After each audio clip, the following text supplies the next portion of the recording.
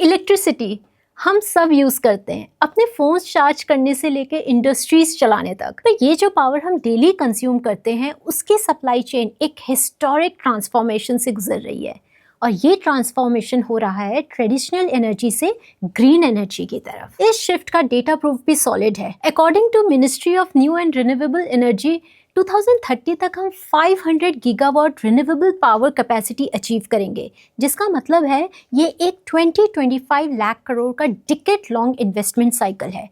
यानी कि रिन्यूएबल्स भारत की नेक्स्ट वेल्थ इंजन बन चुके हैं। ग्लोबल लेवल पर भी ये शिफ्ट बिल्कुल क्लियर है। Climate treaties, ESG mandates, green financing, जो पैसा पहले ऑयल एंड गैस में जाता था, वो अब सोलर, विंड, स्टोरेज और हाइड्रोजन में डिप्लॉय हो रहा है। ये सारी चीजें एक ही डायरेक्शन पॉइंट करती हैं।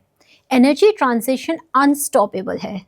इसी कंटेक्स्ट में आज के वीडियो में मैं आपको 3 ऐसे इंडियन रिन्यूएबल कंपनीज का डिटेल्ड ओवरव्यू शेयर करूंगी, जिन्हें देखकर लगता है कि 2026-28 के साइकिल में ये इस सेक्टर के फ्रंट रनर्स होंगे। हम कंपनी का करंट ओवरव्यू, फ्यूचर आउटलुक और साथ में फाइनेंशियल नंबर्स को भी डिटेल में समझेंगे। तो चलिए शुरू करते हैं।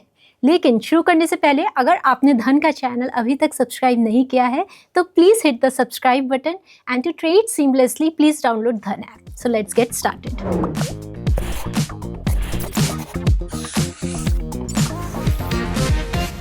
रिन्यूएबल कंपनीज के बारे डिटेल्ड एनालिसिस शुरू करने से पहले ये समझते हैं कि रिन्यूएबल एनर्जी एक्चुअली होती क्या है। देखिए, अब तक दुनिया मोस्टली फॉसिल फ्यूल्स जैसे कोल, पेट्रोल, डीजल, नेचुरल गैस पर डिपेंडेंट थी, लेकिन ये फ्यूल्स लिमिटेड होते हैं, पोल्यूशन क्रिएट करते हैं और क्लाइमेट चेंज को एक्सेलरेट करते हैं। यानी जितना हम इन पर रिलाई करते गए, उतनी हेल्थ, इन्वायरमेंट और एनर्जी सिक्योरिटी की कॉस्ट बढ़ती जाएगी। इसका सोल्यूशन है रिन्यूएबल एनर्जी। ये क्लीन सोर्सेज होते हैं जो बार बार यूज़ किए जा सकते हैं, जैसे सोलर, विंड, हाइड्रो और बायोमास। ये पोल्यूशन कम करते हैं, रिसोर्स एग्जॉस्ट नहीं होता है और लॉन्ग टर्म में पॉकेट फ्रेंडली भी होते हैं। पर इन्वेस्टर्स के लिए चैलेंज कुछ और है। हर कंपनी जो रिन्यूएबल टैग लगाए वही लॉन्ग टर्म में विनर रहेगी, ऐसा नहीं है। Execution, balance sheet, strength, regulatory visibility, ये 3 चीजें विनर्स को रेस्ट ऑफ द ग्रुप से सेपरेट करती है। इसी के साथ let's start with our first prospective winner, which is Tata Power. ये कंपनी इंडिया के क्लीन एनर्जी ट्रांसफॉर्मेशन का ट्रस्टेड लीडर है। सालों से बिल्ड किया हुआ भरोसा अब ग्रीन ट्रांजिशन की रियल एग्जीक्यूशन में कन्वर्ट हो रहा है। ये कंपनी सिर्फ एक पावर जनरेटर नहीं, एक end to end clean energy ecosystem build कर रही है। Solar manufacturing, rooftop solar, EV charging infrastructure, transmission networks और ग्रिड कनेक्टेड रिन्यूएबल्स, सब एक ही छत के नीचे। आज हर स्मार्ट सिटी प्लान, हर EV रोड मैप और हर रिन्यूएबल पॉलिसी पुश में टाटा पावर का रोल क्लियरली विजिबल है। EV चार्जिंग स्पेस में भी टाटा पावर इंडिया के लार्जेस्ट नेटवर्क ऑपरेट करता है, जो है 5488 public and semi public charging points country wide. Rooftop solar और यूटिलिटी स्केल ग्रीन प्रोजेक्ट्स के जरिए कंपनी सिस्टमैटिकली अपनी क्लीन एनर्जी कैपेसिटी को एक्सपैंड कर रही है। सिंपल लैंग्वेज में कहें तो अगर भारत EV मोबिलिटी अडॉप्ट कर रहा है, अगर स्मार्ट सिटीज राइज कर रही हैं, अगर सोलर एडॉप्शन मास स्केल पर हो रहा है, तो टाटा पावर उस ट्रांजिशन का फाउंडेशन इंजन है। ग्रीन एनर्जी जनरेशन हो, EV चार्जिंग इंफ्रा हो या reliable clean power supply for metro cities, Tata power का इंटीग्रेटेड मॉडल फ्यूचर रेडी है। और इन्वेस्टिंग की नज़र से देखें तो ये स्टॉक उन लोगों के लिए है जो सिर्फ तरीके नहीं, विजन देखते हैं। अगर आप इंडिया का रिन्यूएबल फ्यूचर का हिस्सा बनना चाहते हैं तो टाटा पावर आपको एक क्लीन, स्केलेबल और क्रेडिबल एंट्री पॉइंट देता है। अब बात करते हैं कंपनी के फाइनेंशियल इंजन की। जैसा आप देख रहे हैं धन के स्कैनेक्स में, FY23 में टाटा पावर का रेवेन्यू 56,547 करोड़ रिपोर्ट हुआ था। FY25 तक ये 66,992 करोड़ तक पहुंच गया, यानी सिर्फ 2 साल में 19% ग्रोथ। और ट्रेलिंग 12 मंथ्स रेवेन्यू है 68,870 करोड़। ये क्लियरली दिखाता है कि डिमांड और एग्जीक्यूशन दोनों स्ट्रॉन्ग मोमेंटम में है। प्रॉफिट स्टोरी और भी कंपेलिंग है। FY23 का EBITDA 9144 करोड़ था और FY25 में 15,444 करोड़ हो चुका है, यानी लगभग 70% jump in just 2 years। Net profit भी एक्सेलरेट हो रहा है। FY23 में अप्रॉक्स 3810 करोड़ और FY25 में 4775 करोड़। और ये ग्रोथ सिर्फ टॉप लाइन और प्रॉफिट्स तक लिमिटेड नहीं है, कंपनी अपनी कैपिटल स्ट्रक्चर डिसिप्लिन भी कंसिस्टेंटली इंप्रूव कर रही है। बोरोइंग्स की मैच्योरिटी प्रोफाइल हेल्दियर हो रही है और ग्रीन कैपेक्स की फाइनेंसिंग कॉस्ट कम होती जा रही है, क्योंकि global green finance pools renewables को और कॉम्पिटिटिव फंडिंग प्रोवाइड कर रहे हैं। ये financially smart execution Tata power को एग्रेसिव स्केल अप के बावजूद बैलेंस शीट स्टेबिलिटी मेंटेन करने की कैपेबिलिटी देता है, यानी ग्रोथ विदाउट फाइनेंशियल प्रेशर, जो लॉन्ग टर्म इन्वेस्टर्स के लिए कॉन्फिडेंस का सिग्नल है। अब सबसे बड़ा long term indicator, Tata power का प्रायोरिटी टारगेट है FY27 तक 70% प्लस पोर्टफोलियो ग्रीन। और ये सिर्फ टारगेट नहीं, इसका ग्राउंड लेवल पर एग्जीक्यूशन चल रहा है। स्टेट्स जैसे कर्नाटका, महाराष्ट्र और राजस्थान में solar wind hybrid projects commissioning stage पर हैं। अब रिस्क की बात करना भी जरूरी है। रिन्यूएबल ट्रांजिशन एक लार्ज कैपेक्स साइकिल है जो कभी कभी बैलेंस शीट पर प्रेशर क्रिएट कर सकता है। टैरिफ अप्रूवल्स और रेगुलेटरी टाइमलाइंस कभी डिले हो जाते हैं, जिससे रिटर्न्स रियलाइज होने में वक्त लग सकता है। लेकिन दूसरी तरफ टाटा पावर का brand credibility, execution track record और multi segment monetisation model company को लॉन्ग टर्म कंपाउंडिंग स्टोरी बनाता है। अब चलते हैं दूसरी कंपनी की तरफ, जो है JSW एनर्जी। कंपनी 3 फ्रंट पर काम कर रही है, सोलर पावर, विंड पावर और बड़े एनर्जी स्टोरेज सिस्टम्स जो रात दिन पावर सप्लाई रिलायबल बना सके। आगे चलकर ग्रीन हाइड्रोजन भी हैवी इंडस्ट्रीज को क्लीन फ्यूल सप्लाई करेगा। कंपनी के डिस्क्लोजर्स के मुताबिक FY25 तक JSW एनर्जी की इंस्टॉल कैपेसिटी 13,211 मेगावाट क्रॉस कर चुकी है और रिन्यूएबल शेयर 57% के ऊपर पहुंच गया है। ये क्लियरली दिखाता है कि ट्रांजिशन प्लानिंग से एग्जीक्यूशन फेज में एंटर कर चुके हैं। अब आते हैं फ्यूचर के सबसे बड़े अनलॉक पर, एनर्जी स्टोरेज। सोलर सिर्फ दिन में जनरेट होता है, विंड कभी हाई होता है कभी लो, लेकिन भारत की डिमांड 24/7 स्टेडी रहती है। इसी गैप को एड्रेस करने के लिए JSW energy pumped hydro storage पर एग्रेसिवली बेट कर रही है। महाराष्ट्र गवर्नमेंट के साथ उनका 960 megawatt hydro pumped storage project के लिए MOU भी साइन हो चुका है, जो इंडिया के लॉन्ग टर्म रिन्यूएबल ट्रांजिशन का एक क्रिटिकल बैकबोन बन सकता है।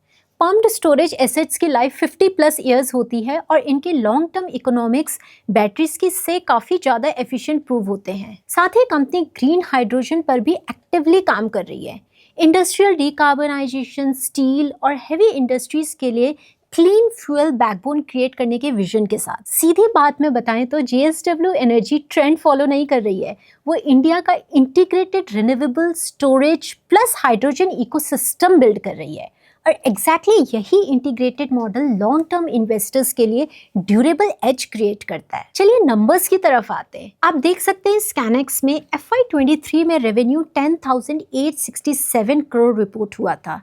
2 साल बाद FY25 में ये 12,640 करोड़ हो गया। और अगर हम लेटेस्ट TTM देखें तो रेवेन्यू 16,925 करोड़ है, जो एनर्जी सप्लाई टाइटनेस का क्लियर बेनिफिट रिफ्लेक्ट करता है। प्रॉफिटेबिलिटी भी इम्प्रेसिव है। FY23 का EBITDA 3817 करोड़ था, लेकिन FY25 में ये 6115 करोड़ हो गया, लगभग 60% अपफ्लिप 2 सालों में। ऑपरेटिंग प्रॉफिट मार्जिन 44 to 47% की रेंज में सस्टेन हुआ, जो इस सेक्टर के टॉप ब्रांड्स में आता है। नेट प्रॉफिट भी स्टेडी रहा। FY23 में 1480 करोड़ से बढ़कर FY25 में 1983 करोड़ हो गया। ये स्टेबिलिटी और प्रेडिक्टेबिलिटी लॉन्ग टर्म इन्वेस्टर्स के लिए एक स्ट्रॉन्ग सिग्नल है। बैलेंस शीट भी कंट्रोल डेट के साथ स्टेबल है और project visibility multi year locked है। कंपनी अब ग्रीन हाइड्रोजन जॉइंट वेंचर्स और इंडस्ट्रियल क्लस्टर्स में पायलट प्लांट्स एग्जीक्यूट कर रही है, जो फ्यूचर ग्रोथ और डाइवर्सिफिकेशन के लिए प्रॉमिसिंग पाथवे बनाता है। अब रिस्क साइड समझना भी जरूरी है। रिन्यूएबल प्रोजेक्ट्स कभी कभी एग्जीक्यूशन डिलेज फेस करते हैं, पॉलिसी अप्रूवल्स, लैंड एक्सेस और ग्रिड कनेक्टिविटी जैसे हर्डल्स की वजह से। और स्टोरेज इकोनॉमिक्स भी रेगुलेटरी क्लैरिटी पर डिपेंड करती है। किस प्राइसिंग मॉडल पर पम्प्ड स्टोरेज मोनेटाइज होगा, ये नियर टर्म अनसर्टेनिटी क्रिएट कर सकता है। लेकिन पिक्चर को थोड़ा दूर से देखें, JSW एनर्जी का ट्रांजिशन रोड मैप मार्केट में हाईएस्ट विजिबिलिटी के साथ विजिबल है। ये कंपनी सिर्फ बिजली नहीं बना रही है, ये इंडिया के क्लीन पावर फ्यूचर का आर्किटेक्चर डिजाइन कर रही है। और रोड मैप जितना क्लियर, लॉन्ग टर्म रिटर्न्स उतने ही प्रेडिक्टेबल। और अब चलते हैं अगली क्लीन एनर्जी पावर हाउस की तरफ, जिसे काफी एनालिस्ट इंडिया का first green ammonia monetisation play कहते हैं। जी हाँ, एक्मे सोलर होल्डिंग्स। एक्मे सिर्फ सोलर पावर प्रोड्यूस नहीं कर रही, बल्कि पावर को कन्वर्ट कर रही है एक्सपोर्टेबल क्लीन मॉलिक्यूल्स में। ग्रीन अमोनिया, ग्रीन हाइड्रोजन ये बना रहे हैं ताकि ग्लोबल डिमांड को क्लीन फ्यूल फीड स्टॉक के रूप में सप्लाई किया जा सके। ये ट्रांजिशन सिर्फ एक ड्रीम नहीं है। एक्मे ने जुलाई 2025 में एक मेजर माइलस्टोन अचीव किया। इंडिया के साइड स्कीम के अंडर कंपनी ने ग्रीन अमोनिया सप्लाई कॉन्ट्रैक्ट जीता है, जिसके तहत हर साल 75,000 metric tons green ammonia produce करके सस्टेनेबल फर्टिलाइजर और इंडस्ट्रियल डिमांड को सप्लाई किया जाएगा। ये प्रोजेक्ट एक्मे के लॉन्ग टर्म रोड मैप को रियल ट्रैक्शन देता है। कंपनी का विजन भी काफी एम्बिशियस है, energy plus chemicals value chain को एक इंटीग्रेटेड प्लेटफॉर्म के रूप में बिल्ड करना। सोलर, विंड और हाइब्रिड पावर जनरेशन की स्ट्रॉन्ग फाउंडेशन क्रिएट करने के बाद एक्मे अब अपने next phase clean molecules, green fuels और एक्सपोर्टेबल कमोडिटीज के मैन्युफैक्चरिंग इकोसिस्टम में एंटर कर चुकी है। ये शिफ्ट सिर्फ बिजनेस एक्सपेंशन नहीं, बल्कि एक सेक्टोरल एवोल्यूशन है। ग्लोबल ट्रेंड्स भी इसी डायरेक्शन में जा रहे हैं। Shipping fuel decarbonisation, fertiliser industry की ग्रीन ट्रांजिशन और हैवी इंडस्ट्रियल एमिशंस कंट्रोल, सब ग्रीन अमोनिया और ग्रीन हाइड्रोजन को नेक्स्ट जनरेशन सोल्यूशन की तरफ देख रहे हैं। अगर इंडिया फॉसिल बेस्ड अमोनिया और फॉसिल फ्यूल से दूर जाकर ग्रीन मॉलिक्यूल्स अडॉप्ट करती है, तो एक्मे उस एमर्जिंग डिमांड का सप्लाई साइड बैकबोन बनने की पूरी कैपेबिलिटी रखता है। तो एक्मे सोलर अब सिर्फ एक रिन्यूएबल एनर्जी कंपनी नहीं रही, ये एक renewable plus chemistry plus export oriented green fuel power house बन रही है। और अगर इंडिया और ग्लोबल मार्केट्स दोनों में क्लीन फ्यूल डिमांड एक्सेलरेट होती है, तो एक्मे के पास उस पूरे बूम का कोर सप्लायर बनने का रियल पोटेंशियल है। अब चलिए फाइनेंशियल रियलिटी पर आते हैं, जहां ट्रांजिशन से प्रॉफिटेबिलिटी की तरफ क्लियर मूवमेंट दिख रहा है। FY23 में कंपनी का रेवेन्यू अप्रॉक्सीमेटली 1361 करोड़ था। 2 साल बाद FY25 में ये 1575 करोड़ तक पहुंच गया और लेटेस्ट TTM रेवेन्यू 2130 करोड़ तक है। ये पेस दिखाता है कि प्रोजेक्ट कमिश्निंग रैपिड मोड में है। ऑपरेटिंग परफॉर्मेंस भी सिर्फ स्टेबल नहीं, स्ट्रॉन्ग है। FY25 का EBITDA 1406 करोड़ रिपोर्ट हुआ और TTM नंबर्स 1879 करोड़ दिखाते हैं।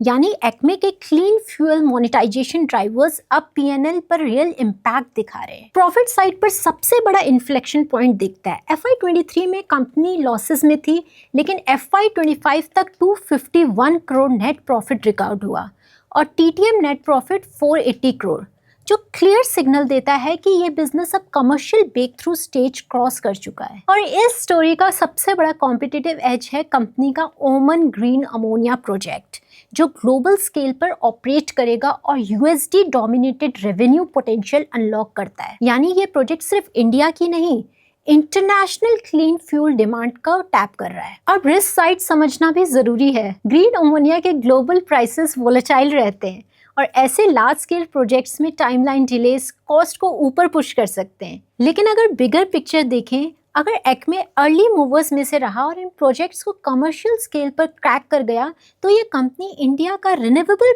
एक्सपोर्ट चैंपियन बन सकती है। तो एक्मे एक higher risk higher reward wager है, पर अगर पे ऑफ हिट हुआ तो रिटर्न्स एक्सप्लोसिव हो सकते हैं। तो ये थी टॉप 3 कंपनीज, और अब तीनों कंपनीज का एक मार्केट पोजीशनिंग स्नैपशॉट देखते हैं, ताकि आप अपने इन्वेस्टमेंट स्टाइल के हिसाब से राइट स्टॉक पिक कर पाएं। सबसे पहले टाटा पावर, ये उन इन्वेस्टर्स के लिए परफेक्ट है जो स्टेबल कंपाउंडिंग, ब्रांड क्रेडिबिलिटी और डाइवर्सिफाइड रिन्यूएबल एक्सपोजर चाहते हैं। JSW एनर्जी, ये उन लोगों के लिए फिट है जो energy storage plus green hydrogen जैसे फ्यूचर एनलॉक्स पर बेट करना चाहते हैं, जहां क्लैरिटी भी है और एग्जीक्यूशन पाइपलाइन भी स्ट्रॉन्ग है। एक्मे सोलर, ये स्टॉक उन लोगों के लिए जगह बनाता है जहां मून शॉट एलोकेशन की स्पेस हो। अपसाइड ऑप्शनैलिटी मैसिव हो सकती है, पर यहाँ patience plus risk tolerance mandatory है। और इसी बात पर अब चलते हैं इस वीडियो के रैप अप की तरफ। But before I do that, एक इन्वेस्टमेंट रियलिटी चेक और लेते हैं। एनर्जी ट्रांजिशन एक मैराथन है, रिटर्न्स ओवरनाइट नहीं मिलेंगे। प्रोजेक्ट्स का स्केल ह्यूज होता है, पॉलिसी इवॉल्व होती रहती हैं, इसीलिए एलोकेशन रिस्पॉन्सिबल रखिए। Balance sheet quality, promoter track record और एग्जीक्यूशन क्रेडेंशियल्स इवैल्यूएट करना मैंडेटरी है। हर स्टॉक की कहानी एक्साइटिंग होती है, पर सिर्फ वही मल्टी बैगर बनता है जो कैश फ्लो जनरेट करे और लेवरेज रिस्पॉन्सिबली मैनेज करे। So with that I and this video. अगर आपको ये वीडियो अच्छा लगा है तो वीडियो को लाइक और चैनल को सब्सक्राइब जरूर कीजिएगा and I will see you very soon. Bye bye. Investments in the securities market are subject to market risk. Read all the related documents carefully before investing.